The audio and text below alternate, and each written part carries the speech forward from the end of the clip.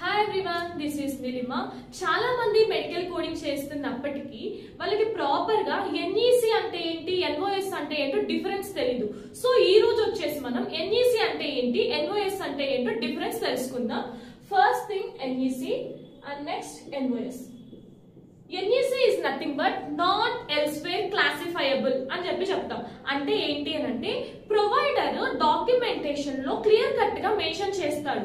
For example patient కి anaemia ఉంది, ఆ అనేమియా కూడా ఐరన్ డెఫిషియన్సీ వల్ల వచ్చింది అని చెప్తారు. Anaemia due to iron deficiency అని చెప్తాం. సో మీరు అనేమియాలోకి వెళ్ళి ఐరన్ డెఫిషియన్సీ కోడ్ ని కానీ చెక్ చేస్తే ఐరన్ డెఫిషియన్సీ కి కోడ్ అనేది ఫైండ్ అవుట్ అవ్వదు మన యొక్క ఐసిడి బుక్ లో.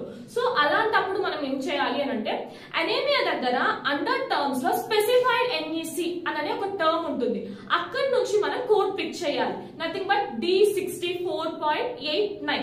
సో కోడ్ బుక్ లో కోడ్ అనేది ఉండదు, ఆ టైంలో మనం స్పెసిఫైడ్ NEC నుంచి కోడ్ చేస్తాం. Next NOS is nothing but not otherwise specified అని చెప్తాం. నథింగ్ బట్ ప్రొవైడర్ పేషెంట్ కి డిసీజ్ ఉంది అని చెప్తాడు. ఫర్ ఎగ్జాంపుల్ పేషెంట్ కి ఆస్తమా ఉంది అని చెప్తాడు.